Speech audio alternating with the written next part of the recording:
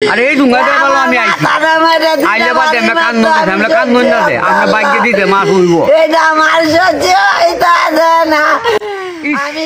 নেত্রকোনার কেন্দুয়া উপজেলায় এক মৎস্যচাষীর পুকুরে বিষ প্রয়োগ করে প্রায় 15 লাখ টাকার শিং মাছ মেরে ফেলার অভিযোগ উঠেছে। বুধবার 8ই জানুয়ারি দিনগত রাতে উপজেলার নওপাড়া ইউনিয়নের নওপাড়া বর্মনপাড়ায় এ ঘটনা ঘটে। এ ঘটনায় দিশেহারা হয়ে পড়েছেন ক্ষতিগ্রস্ত মৎস্যচাষী পরিবারটি।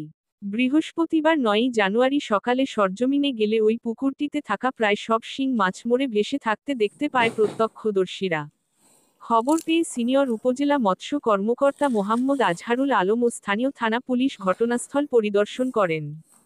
সংশ্লিষ্টদের মতে জানা গেছে, মাছ ব্যবসায়ী সুনীল বর্মন গত জ্যৈষ্ঠ মাসে তার বাড়ির পাশে থাকা 30% একটি পুকুরে 2 লাখ ও 10% একটি পুকুরে 1 লাখ শিং মাছের পোনা অবমুক্ত করে তা লালন পালন করে আসছিলেন।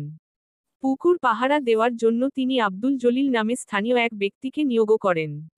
বুধবার সন্ধ্যা 7টার দিকে পাহারাদার জলিল 30% পুকুরটিতে গেলে তাকে দেখে পুকুরের পাশে দাঁড়িয়ে থাকা প্রতিবেশী বাবুল বর্মনের ছেলে মিঠুন বর্মন ও রণজিৎ বর্মনের ছেলে হৃদয় বর্মন নামে 2 যুবককে চলে যেতে দেখেন।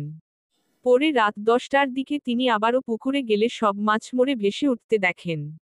বিষয়টি জানতে পেরে পুকুর মালিকসহ স্থানীয় লোকজন ছুটে আসেন এবং পুকুর পাড়ে বিষ জাতীয় দ্রব্যাদির আলামত দেখতে পান। এর আগে গত শুক্রবার বিকালে 10% পুকুরটিতে থাকা 1 লাখ শিং মাছও একইভাবে বিষ প্রয়োগে নিধন করা হয় বলে অভিযোগ করেন পুকুর মালিক।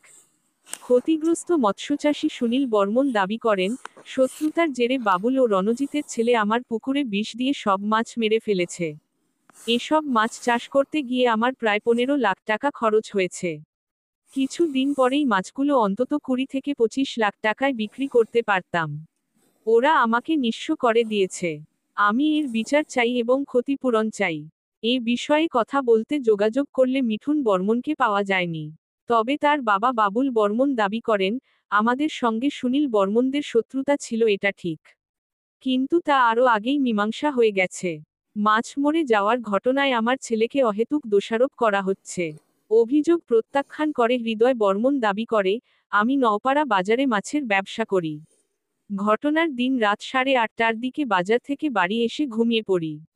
পরে রাত 12টার দিকে মানুষের চিৎকার শুনে জেগে শুনি, সুনীল বর্মনের পুকুরের মাছ মরে ভেসে উঠছে। বর্তমানে তাদের সঙ্গে আমাদের কোনো শত্রুতা নেই। পুকুরে বিষ দেওয়ার বিষয়ে আমি কিছুই জানি না। এ ব্যাপারে উপজেলা মৎস্য কর্মকর্তা মোহাম্মদ আজহারুল আলম সাংবাদিকদের বলেন, আমি ঘটনাস্থলে এসে মৃত এবং জীবিত কিছু মাছ প্রাথমিকভাবে পরীক্ষা করে দেখেছি। মৃত মাছের পেটে খাবার আছে। তবে জীবিতগুলোর পেটে নেই। তাই বাইরে থেকে পুকুরে কেউ বিষ জাতীয় কিছু দিয়ে থাকতে পারে বলে ধারণা করা হচ্ছে। মাছগুলো মারা যাওয়ার কারণ নিশ্চিত হতে হলে পুলিশের মাধ্যমে পরীক্ষা নিরীক্ষা করাতে হবে। এ বিষয়ে কেন্দুয়া থানা পুলিশের পরিদর্শক উমর কাইয়ুম সাংবাদিকদের জানান, পুলিশ ঘটনাস্থল দেখে এসেছে। বিষয়টির তদন্ত চলছে। তবে এই ঘটনায় এখনো কোনো লিখিত অভিযোগ পাইনি। পেলে প্রয়োজনীয় আইনি ব্যবস্থা গ্রহণ করা হবে।